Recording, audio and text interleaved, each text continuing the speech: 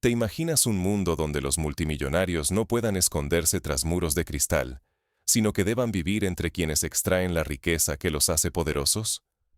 No es una fantasía ni un experimento. Acaba de suceder en pleno corazón de África. Un pequeño país, Burkina Faso, ha dado un paso audaz que amenaza con alterar para siempre el tablero del capitalismo global. Este acto, aunque parece solo una noticia aislada, podría ser el eco de un cambio sísmico, una grieta en la muralla de la desigualdad que rodea al continente africano desde hace más de un siglo. La nueva ley es tan directa como disruptiva. Cualquier empresa que obtenga beneficios superiores a 5.000 millones de francos CFA, es decir, poco menos de 9 millones de dólares, debe instalar su sede principal en territorio burkinabé. No más dirección remota desde París, Londres o Nueva York. Ahora, los dueños deberán caminar por las mismas calles polvorientas que alimentan sus cuentas bancarias. Esta medida es un golpe a la estructura tradicional de la economía extractiva, que durante generaciones ha permitido que la riqueza fluya hacia el extranjero, mientras la pobreza permanece donde se produce el valor. Es un cambio de paradigma, similar a lo que sucedió cuando en el siglo XIX, durante la Revolución Industrial, las ciudades europeas exigieron que las fábricas estuvieran sujetas a las mismas leyes laborales que protegían a sus propios trabajadores. La reacción de las grandes corporaciones no se ha hecho esperar. Por primera vez, no pueden protegerse tras contratos opacos ni tomar decisiones a miles de kilómetros. La distancia, ese escudo invisible que les permitía ignorar las realidades locales, se ha evaporado de un plumazo. Imagina a un ejecutivo de una gran minera suiza, acostumbrado a firmar contratos desde un ático en Ginebra. Ahora, debe sentarse en una modesta oficina en Ouagadougou, enfrentando a diario las consecuencias reales de sus decisiones. Este giro recuerda a los días en que las compañías textiles británicas, presionadas por sindicatos, tuvieron que abrir sus puertas para inspecciones y convivir con los barrios obreros que antes ignoraban. El mensaje es claro y frontal. Si quieres ganar dinero aquí, tendrás que estar aquí. Se acabó la era de invisibilidad y anonimato para quienes deciden el destino de pueblos enteros. Los ejecutivos deberán respirar el mismo aire y mirar a los ojos a aquellos cuyas tierras y recursos multiplican sus fortunas. Una analogía histórica sería el viraje que vivió Brasil cuando, en el siglo XX, obligó a las multinacionales del caucho a mantener operaciones visibles en Manaos, lo que transformó radicalmente la economía y la relación entre las empresas y la sociedad local. Esta ley no es solo un cambio legal, es un desafío ético. Busca que el capital no pueda seguir siendo una cifra abstracta, sino que se vea obligado a asumir su impacto real y tangible. Que la riqueza deje de flotar lejos y se convierta en responsabilidad inmediata, imposible de ignorar o maquillar desde la distancia. Así como en Sudáfrica, tras la caída del apartheid, las leyes de empoderamiento económico exigieron que las empresas incluyeran a miembros de la comunidad negra en sus juntas directivas. Burkina Faso exige ahora presencia, rostro y responsabilidad. El riesgo es colosal. Si las empresas deciden dar la espalda y marcharse, las comunidades seguirán atrapadas en el ciclo de explotación y promesas vacías. Pero si la ley prospera, puede encender la mecha de una revolución económica en toda África, obligando a repensar cómo la riqueza circula y a quién beneficia. El temor es real. En los años 80, cuando Zimbabue nacionalizó parte de su industria minera, muchas empresas extranjeras amenazaron con irse, pero aquellas que se quedaron ayudaron a crear una clase media local y un tejido empresarial más sólido. ¿Puede una sola ley, nacida en un rincón olvidado del mundo, reescribir las reglas del juego global? ¿Está Burkina Faso forjando un nuevo modelo de dignidad y soberanía económica? El planeta entero observa, conteniendo el aliento, mientras una pregunta retumba. ¿Qué sucederá cuando la riqueza tenga que rendir cuentas justo donde nace? Pero, ¿cómo llegó Burkina Faso a tomar una decisión tan radical? ¿Y qué riesgos y oportunidades se enfrenta ahora? Todo comienza en una historia de desigualdad, resistencia y una apuesta por el futuro. Una historia que, aunque local, tiene resonancia en todos los rincones del planeta, donde los recursos naturales se explotan y la prosperidad se exporta. Durante décadas, el centro de gravedad de la economía africana ni siquiera estuvo en África. Oro, diamantes y minerales extraídos del subsuelo alimentaban industrias en todo el planeta, pero la riqueza generada seguía rutas invisibles que la alejaban de sus verdaderos dueños. Mientras las minas rugían en Ghana o Burkina Faso, los beneficios finales terminaban en bancos de Londres, París o Toronto, tan lejanos como indiferentes. Ejemplos como el del coltán en la República Democrática del Congo, fundamental para la industria tecnológica global, ilustran cómo el continente africano aporta el corazón de los dispositivos electrónicos modernos, pero apenas recibe migajas del valor generado. Las decisiones cruciales, sobre salarios, impuestos y hasta regulaciones ambientales, no se tomaban en Ouagadougou ni en Accra. Se firmaban en oficinas climatizadas, a miles de kilómetros de la tierra que generaba el valor real. Así, los países africanos recibían apenas una pequeña fracción de lo que valía su producción, muchas veces menos de una décima parte. El grueso del dinero se desvanecía en cuentas extranjeras. Para ponerlo en perspectiva, durante el boom minero de Burkina Faso, en la década pasada, por cada $100 generados por la exportación de oro, solo entre 5 y $10 quedaban en el país. La distancia no era solo geográfica, era una distancia de poder. Todo se diseñaba para la comodidad del extranjero: contratos en idiomas ajenos, supervisores llegados en avión, normas pensadas para mercados globales y no para la justicia local. El control sobre los recursos africanos nunca fue verdaderamente africano. Esto recuerda a los años coloniales, cuando las potencias europeas trazaron fronteras y designaron administradores desde sus metrópolis, ignorando las realidades y necesidades locales.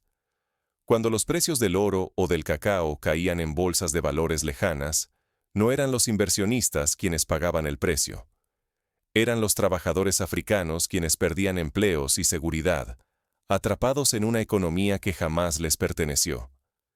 La explotación era meticulosa, calculada no para el desarrollo, sino para la perpetua dependencia. Un ejemplo reciente. En 2018, la caída del precio internacional del cacao llevó a miles de agricultores en Costa de Marfil a la miseria, pese a que el chocolate seguía vendiéndose a precios altos en Europa. África era vista como una fuente lejana de materias primas, una tierra codiciada, pero marginada. Año tras año, bajo este modelo, se acumulaba la dependencia, la pobreza y la pérdida de dignidad. Esta realidad puede compararse con lo que vivieron los países latinoamericanos durante el siglo XX, cuando el café, el cobre o el estaño salían de la región, pero la riqueza real nunca regresaba. Hasta que, en Burkina Faso, alguien se atrevió a hacer la pregunta prohibida: ¿cómo puede un continente ser libre si su economía es dirigida desde el extranjero? Así nació una inquietud que fue tomando forma de protesta y finalmente de propuesta legislativa, inspirando a movimientos sociales y políticos locales a buscar alternativas que devolvieran el poder económico a manos africanas. La respuesta de Burkina Faso no fue solo una protesta, fue una ley capaz de cambiar el juego. Lo que vino después desafiaría décadas de historia y pondría a prueba la voluntad de todo un continente. Para muchos, la valentía de Burkina Faso recuerda a la de la India en 1947, cuando decidió nacionalizar su industria ferroviaria, desafiando el control británico y logrando, con el tiempo, una red que hoy es símbolo de autosuficiencia nacional. La revolución verdadera en Burkina Faso no es una simple expulsión, sino una presencia radical. Transformar implica estar aquí. No basta con palabras ni con promesas. El cambio requiere que los agentes del capital vivan las realidades cotidianas y asuman riesgos y responsabilidades junto a la comunidad. La nueva ley marca una frontera inédita. Toda empresa que obtenga beneficios relevantes en territorio burkinabé debe instalar su sede principal dentro del país.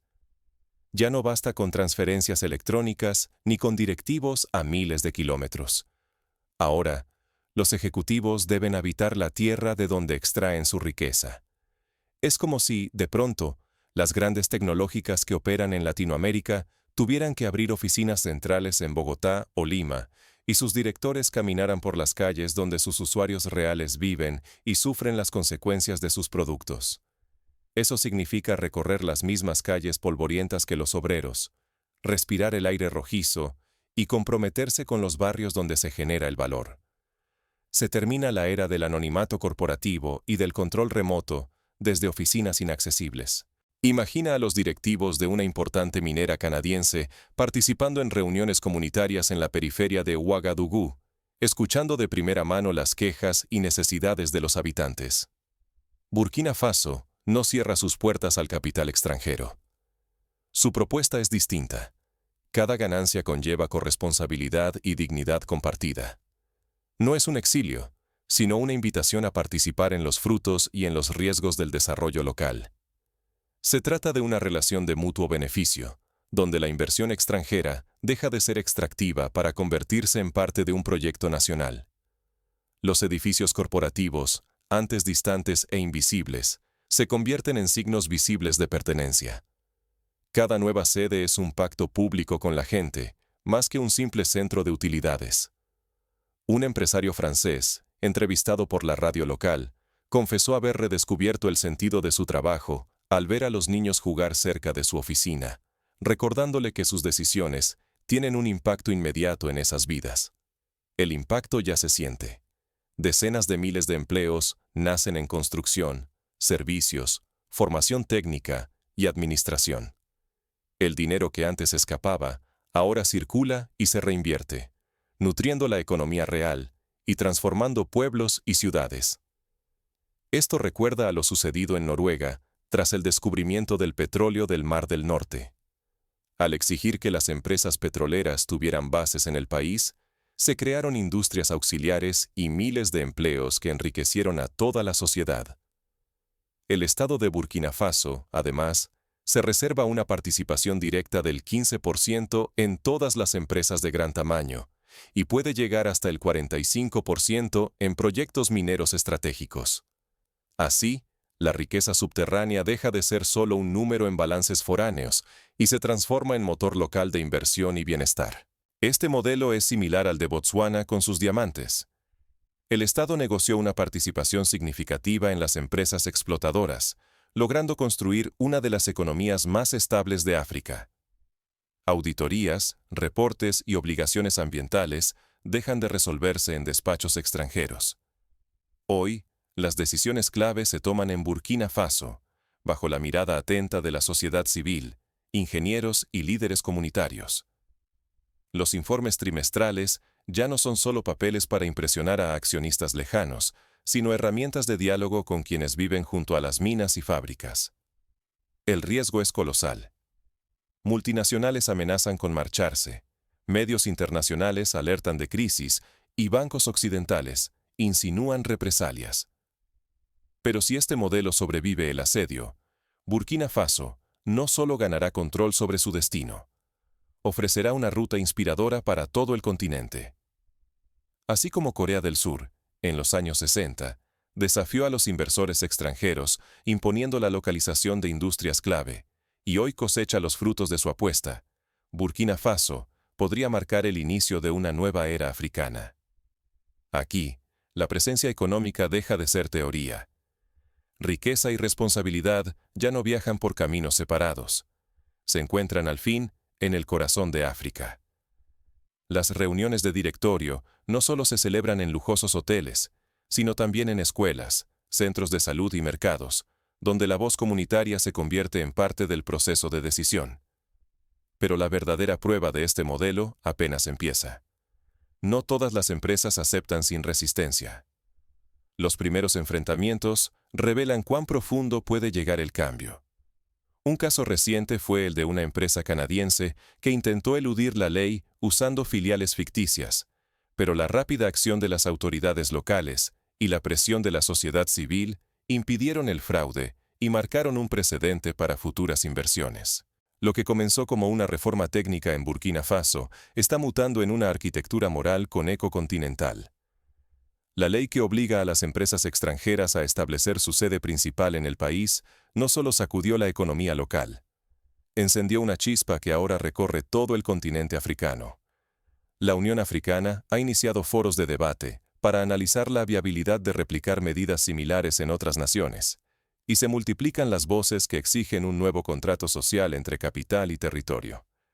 En Nigeria, legisladores debaten exigir que las grandes petroleras trasladen sus oficinas centrales a Lagos o Port Harcourt. Ya no basta con representaciones virtuales. Se exige que las decisiones y la inversión se tomen cara a cara, en la misma tierra de la que fluyen los recursos. Empresas como Shell y Chevron han recibido citaciones para comparecer ante comités locales y explicar cómo planean adaptarse a la nueva política.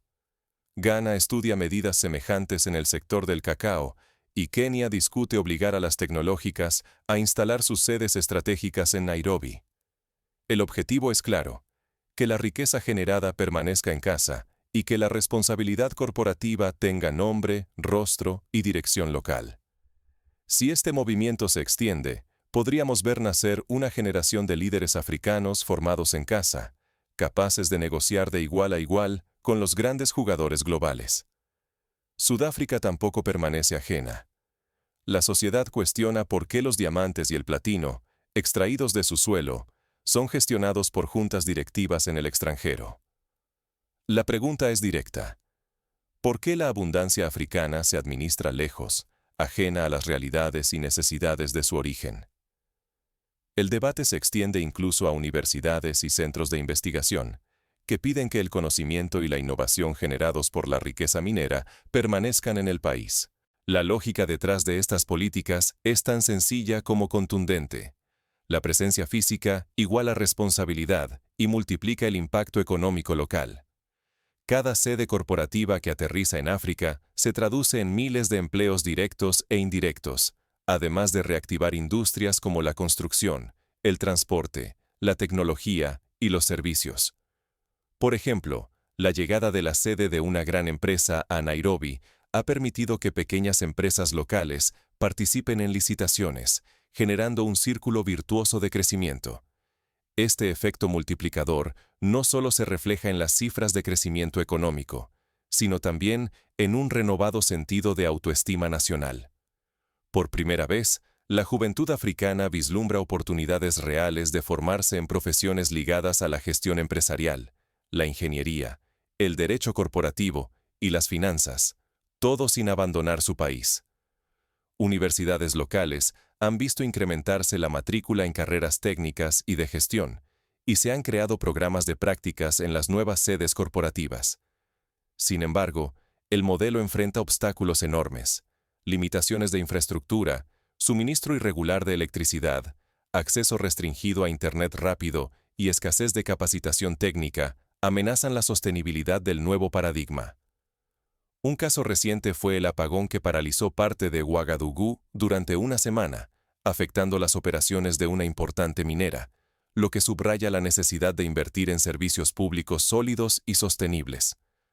A pesar de estos desafíos, el futuro de la soberanía africana está en juego. Si el modelo burkinabé se replica y supera sus obstáculos, África podría dejar de ser solo la despensa del mundo para convertirse, por fin, en arquitecta de su propio destino económico.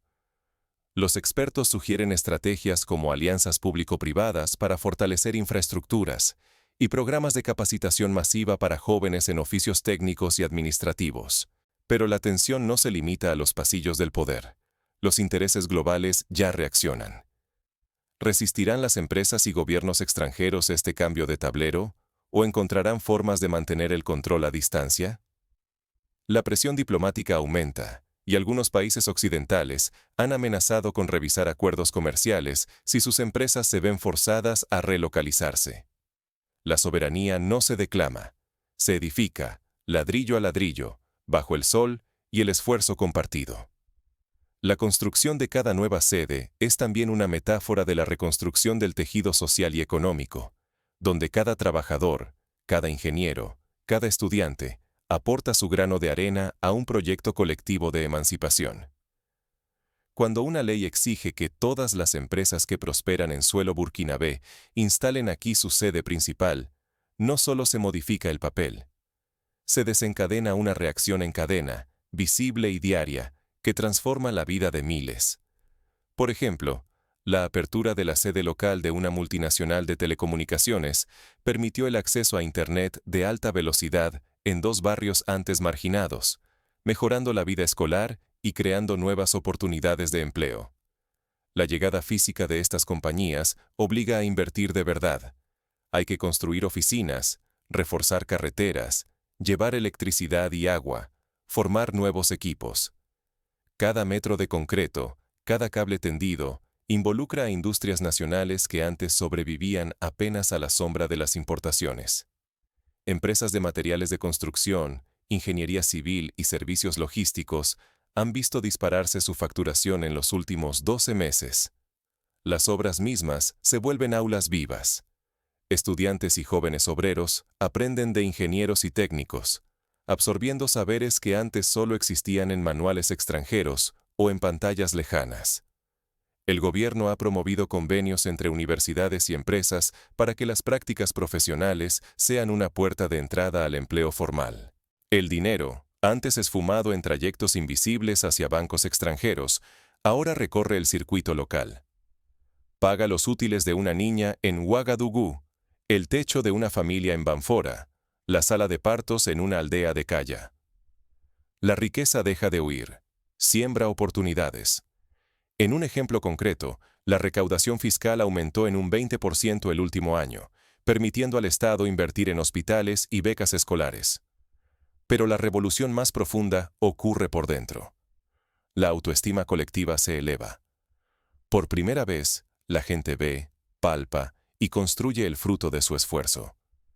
Ya no son testigos, son protagonistas de su propio avance. El trabajo deja huella en su tierra, y esa huella impulsa dignidad.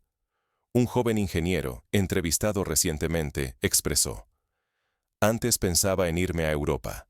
Hoy quiero quedarme porque aquí me necesitan y puedo crecer». Construir también educa. Cada desafío obliga a innovar, a cooperar, a compartir soluciones. El país entero se convierte en un taller de ingenio y empoderamiento.